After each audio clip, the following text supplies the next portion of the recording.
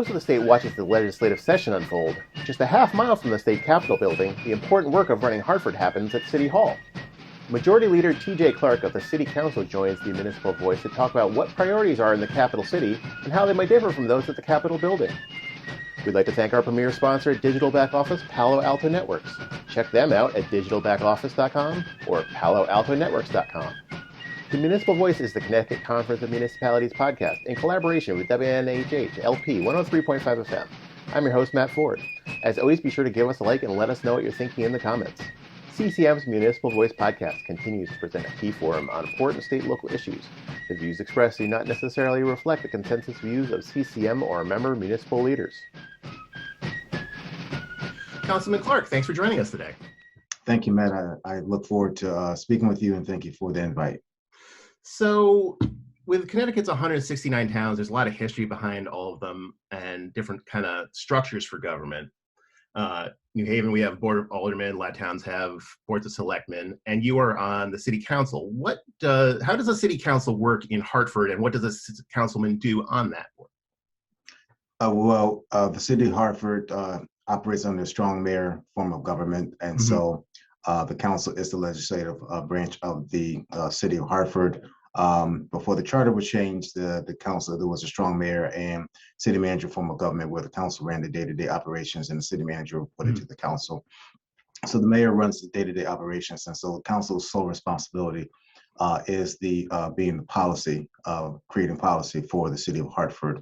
So any type of legislative issues that the mayor seeks to enact by way of an ordinance, the council has to approve it. His department head nominations have to come to the council for approval. Also, too, regarding the budget is more so the council's main responsibility, and so that's where most of our powers are invoked in our charter. So it is our responsibility to, once the mayor presents his proposed budget, we go through it, we dissect it, we are able to shift some things around. We cannot increase what he has already placed on the table, but again, we can shift some things around, take from one area and provide to another, as long as it's balanced. And then we present it back to the mayor. If he does not have any issues with it, it becomes adopted after we provide our final vote. Speaking of the budget, I know the states in the legislative session, the governor presented the budget for the state.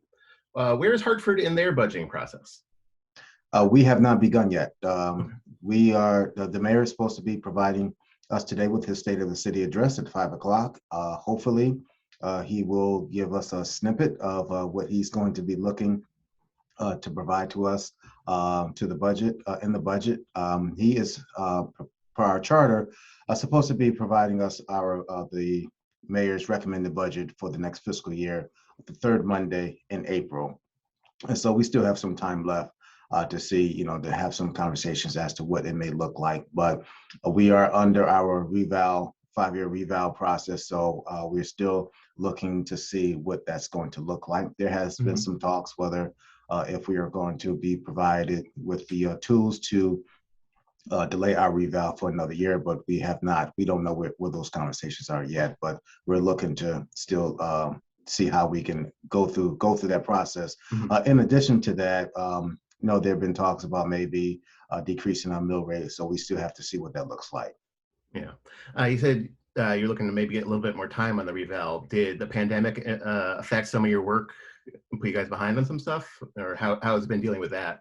Not just that, really just being sensitive to what's going on. You talked about the pandemic. So yeah, there are people still reeling out of the pandemic. There are a lot of residents that have not bounced back as far as either employment or as far as business, whether you're a small business owner or you are one of the major players, business operators in Hartford that's still trying to find out, how badly you were affected by COVID. So a lot of the increases are coming on your multifamily housing units.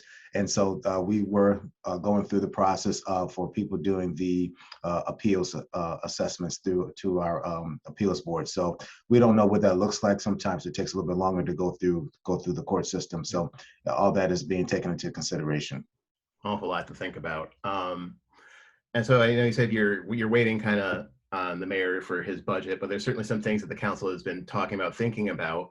One of those things that I've heard you've been looking at is maybe divesting from Russian assets. What kind of impact does it have for your city, and what does it say to the large Ukrainian population that call Connecticut home? Good question. Having spoken with the treasurer, I know that that's something that has already been on his radar. I believe that there was a reference to speaking with the treasurer in the Hartford Courant. And my conversations with him, that's something that he's not, I believe he's not totally sure if the pension fund actually invests in any type of Russian stock. His points were he believes that there is none, but they were doing their due diligence to go check to see if they are. And if that happens to be so, then himself along with his team and the pension fund will be able to, pension commission, sorry, will be taken to look at how to take the necessary measures to divest from that. I know he's already been in conversation with State Treasurer Wooden about that as well. So they both are working together to make sure that all of the assets are protected and no assets, no funds that are being invested into things of that sort on behalf of the city of Hartford. Great. So it sounds like it's probably not a problem, but it's better to check and make sure and show support. Yes, it's better to be safe than sorry. Another thing that changed recently is the council changed Columbus Day holiday to Indigenous Peoples Day. Why did you see this as an important step, and how do you plan to move forward in learning about Connecticut's history and its Indigenous populations? Yeah, that was something that we started looking at things on how to do things a new way and really be all inclusive of people's race, ethnicity, and culture. And given the symbolism, and I think some of my colleagues that introduced that, we're trying to be sensitive to the Italian heritage, but also more sensitive to the Indigenous people that were affected by way of the history of this country. And I know we've gone back and forth as to trying to understand what the whole history was with the foundation and makeup of this country. And so we thought that it would be prudent upon ourselves, given where we are in time and being culturally sensitive, inappropriate to make that change. But there's been there was a Columbus Day task force as well that was convened to take a look at how to make all things relative to Columbus more inclusive of people. So I believe that is still continuing to happen and have going about having a conversation with that. But again, we thought that it was time to really address some of these long-standing systemic issues on how it's been affected people in this city and how we actually can be more sensitive to those. Yeah, I think it's been a growing issue around the country, certainly not even just in Hartford, but I know in New Haven there were some issues around a statue of Columbus in Worcester Square. There was some controversy over trying to remove. Another topic that's important to our members is, in Connecticut as a whole really, is expanding high-speed internet. You were quoted as saying that it's been due for over a decade. Can you describe some of the challenges that come in moving on high-speed internet in Connecticut? This, to me, this is something that we should not be having a conversation on March 14th, 2022, because of how technology has evolved in our country, but we are still experiencing technological issues in some of our heaviest impacted communities that have businesses that serve people. They may not have transportation to get out to the suburbs to take advantage of some of those other local grocers.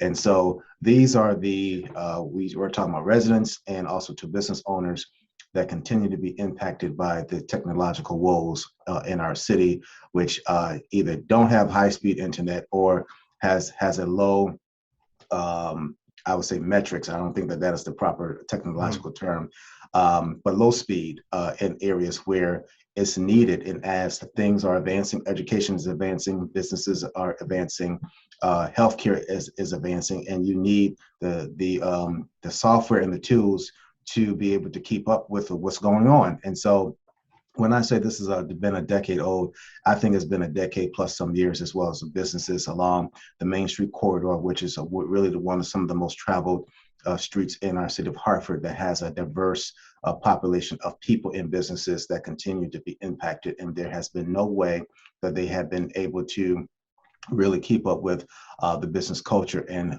not having access to high-speed internet. And we've had a number of quotes that have been provided as to how much it was going to cost, and it was the cost that was going to be absorbed by our business owners, which is very, it's crazy. And so I'm glad that we were able to work. We heard a lot of the cries of the business owners over the course of time that were continuing to be impacted, and how we were able to really come to some terms of agreement and to create the infrastructure that now business owners and residents will be able to take advantage of. And I believe in our last budget, which is the budget that we're currently operating, there has been some money set aside along in our capital improvement plan to really have high-speed internet across the entire city of Hartford. There was a time where there was internet access, Wi-Fi access for free for residents, and that has gone away over the course of time. But that is something that we have been lobbying for, to make sure that our children, our vulnerable population, as well as every resident, has the ability to take advantage of, because the rates continue to go up. As we're experiencing now, inflation is on the rise, and inflation is infecting every working family that lives here in the city of Hartford, plus those that are living on a fixed income. And so these are the things that we can do, I believe, within our powers to make the quality of life more efficient and more better for our residents. Something that people might not be as familiar with as high-speed internet, a little bit more interesting, maybe issue unknown to some people, is the concept of universal basic income, which is something that the council has looked at. Can you tell us a little bit about what universal basic income is and why it might be beneficial to a city like Hartford? This is something I know that has been a concept that was developed from the state of California. One of the counties, I cannot remember exactly what county that was, but I know they worked with a nonprofit organization to identify single women with children, and to be able to give them a stipend to help them along the way get themselves up from where they are, and to provide everybody, I think, would welcome an extra $500 on a monthly basis to provide for their children and to help out with rent and other utilities. So that concept came over here to the city of Hartford, and I know that they are. This is something that was been spearheaded by city council president, and so we're still working through that. There has been a universal basic income task force that has been convened. There have been members of the education academia community from UConn that are part of this task force. And I know the city of Hartford just was in receipt of $100,000 from the Hartford Foundation as a starter, which is going to, I believe, take care of some administrative costs. And to date, I believe that we are still trying to figure out how the program is going to work and who is going to be identified as persons to be in receipt of these funds. So it's still a work in progress, but I believe this is a good way to be able to help lift the burden off of many of our residents who continue to be affected by various socioeconomic factors that are presented to them. And again, as I said, I think those who are the heavily impacted deserves assistance. And I think any working family will understand how crucial it is that additional monies provided to them will be able to help lift the burden and provide more so relief to the families that are continuing to struggle in our city. Something else that I know has been discussed at the city council recently, there was a pilot program for red light cameras. This is a touchy subject for some people. What would be the utility of these cameras in Hartford specifically? That's still to be determined. I think it's mixed support, although there was unanimous support to create a red light camera task force, which I believe on our council's agenda for today. The task force has been announced, and names are submitted for confirmation to be on this task force. But as you have said, it's been a touchy subject. We have spoken with the police department as to where these cameras will look, if the state will have access to it, what particular intersections, where will these cameras be placed? Will they be placed on a pole? Will they be placed on a traffic light above the traffic lights? Will they be placed on stop signs? Because there actually have been conversations about stop sign cameras as well. And when you're taking a look at the vehicular accidents, rather, I think there are more those that are running stop signs versus running red lights. And I know that NAACP has been, and also to the ACLU, has been adamantly against the state passing the law for these red light cameras. And I know that there's been conversation about pilot programs regarding this, and how, it's been said that these cameras are going to be set up to disproportionately impact people of color in neighborhoods where they have issues with socioeconomic status. And so that's something that, is still in consideration and still in talks with. I know that there was a bill introduced in the last General Assembly session that actually died. And so I personally have not been a fan of this resolution. However, I do welcome the talks as to with the task force to see where their heads are at, and to see if there can be some type of game plan that can be put together to find issues to stop these traffic violations. So it sounds like the only thing there's really consensus on with, as far as the camera goes, is that you need to talk about it more and do some research. Yeah, my thing is, my practice has been, we understand what the issue is, but let's get all the facts together. If we're going to install these cameras, where are they going to be installed? Who's going to pay for these cameras? And as far as the revenue, when the fines are collected, who's going to receive the fines? Are the fines going to go to the state of Connecticut as any other infraction fines? Or is the state going to allow municipalities like Hartford to receive the full cost, a full revenue of the fines, or percentage? And so these are the questions that have been asked that have not been answered yet. And so we need to really dig into a lot of these facts before, to me, we can produce a product that we can give to the people. Even the most well-intentioned idea is going to have unintended consequences. So it's always better to do your research. You are listening to the Municipal Voice on WNHH 103.5 FM. Connecticut overall financially right now is in pretty good position. Our rainy day fund is doing pretty well right now. How do you feel about where Hartford is as a city right now? We are surprisingly doing well as far as the surplus, and I have questions as to how does this happen. And I've been able to say that, our revenue tax collection rate has been really better than what we had expected. And obviously working through COVID, and, some credit to the federal government for assistance that we have been able to have.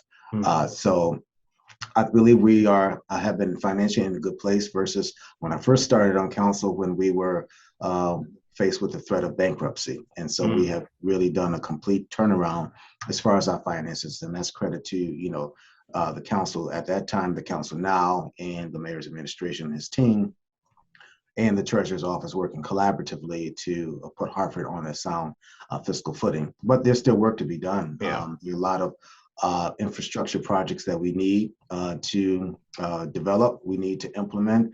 It's a lot of economic development projects that we need to put shovels into the ground for the sustainability of our neighborhoods that have not experienced economic development in quite some time.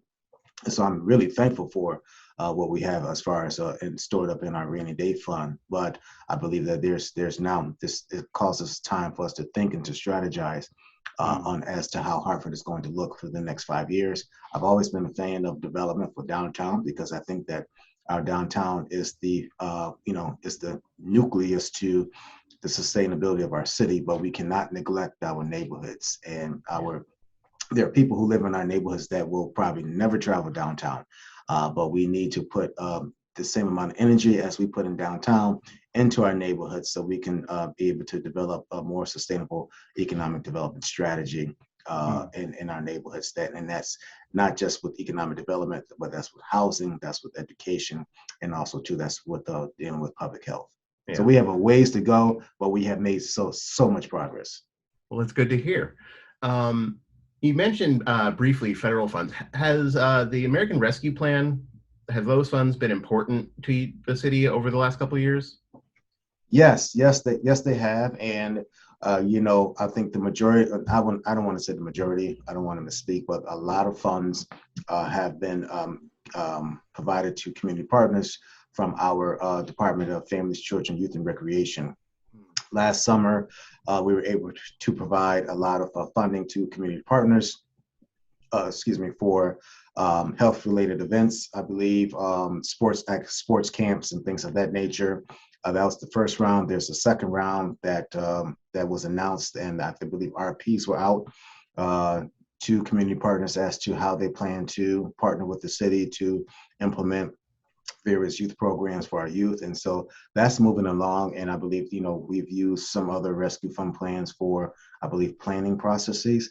But I just cannot wait until we put the shovels in the ground for the economic development plans that we have, discussed, because it's time. And, the time also is, I would say, not too much on our side, because the federal government has given us a deadline when to, if not spend the money, put plans in of intentions on how to spend this money. So there's still some things that we need to do.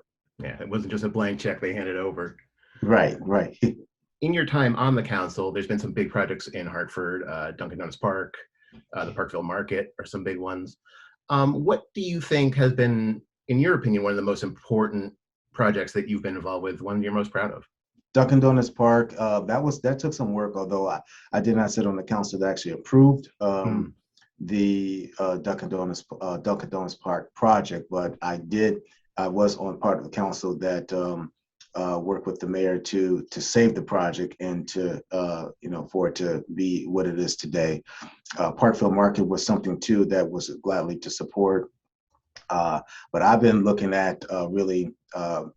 And I hope that we can get this done, is the redevelopment of Main Street, the reimagining of, we've reimagined Albany Avenue with the streetscape that some of my colleagues, one particular person on the council, Councilwoman Shirley Surgeon, has worked with many members of the community for the past 30 years to get the Albany Avenue streetscape project done. Albany Avenue also too had its facade program, and I was glad to be a part of that.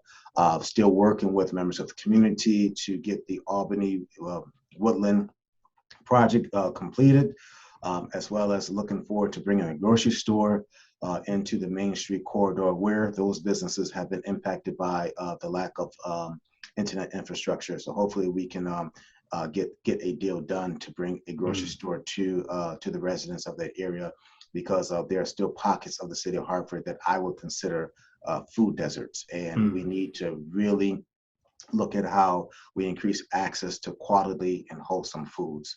And I'm thankful for partners of Knox and other community groups that have these the food gardens, where local community members can go and plant seeds to grow their fruits and vegetables.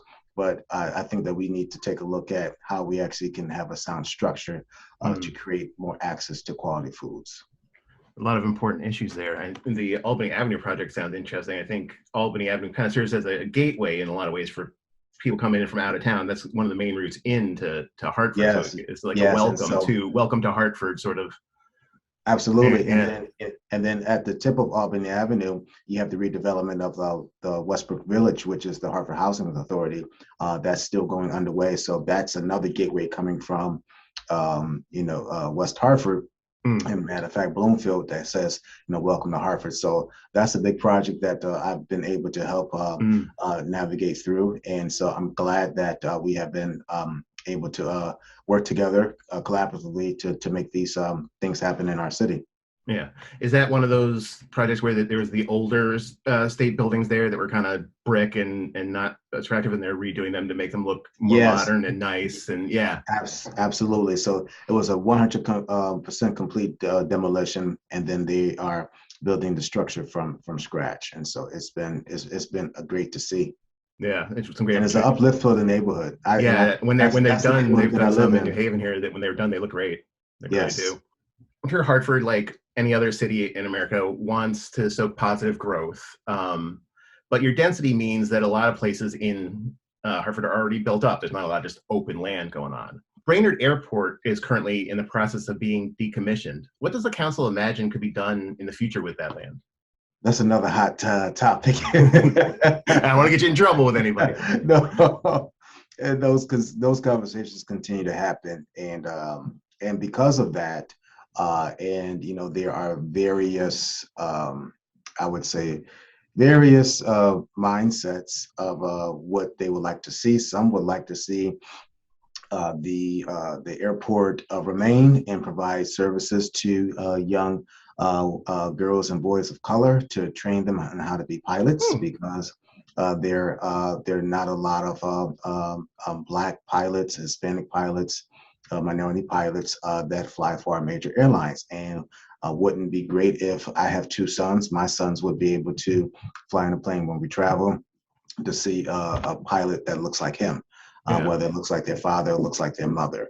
And then there are those that want to see the airport closed because of the lack of economic value they feel that it has, and how it can be redeveloped into a housing complex. But there's other people who say, well, let's pause and take a look at what are the environmental factors that poses a public health risk to our residents.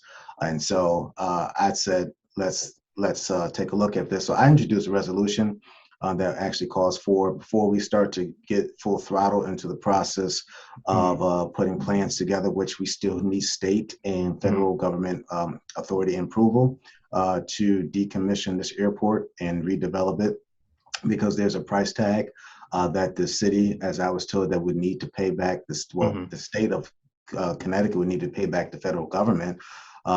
Let's take a look at what these environmental factors are, and let's do an environmental remediation study. And so we are working with the state of Connecticut. We had some conversations with the House Speaker to see if we can be able to get some financial help to do this environmental study. So those conversations are still going on. And as I said, that there's various mindsets on both sides as to how they feel that this site should be, whether to keep it as an airport or close it down altogether. So it's a tassel right now, and so we just have a lot of big issues. It's something I think, that kind of size doesn't open up that often, so you want to make sure you get it right when it does. Certainly, right. Looking towards the future, are you optimistic about the future of Hartford? I am absolutely, without equivocation, optimistic about the future of the city of Hartford.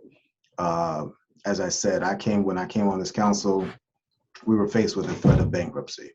And having worked diligently with my colleagues and the mayor and the treasurer and the state delegation and the governor's office at that time, Governor Malloy was in office, to really turn some things around for Hartford to be where it is now. Hartford is filled with so much promise. Our education system, I believe, is still on the rise. We've got economic development, people wanting to invest into Hartford at a rate that we have not seen before.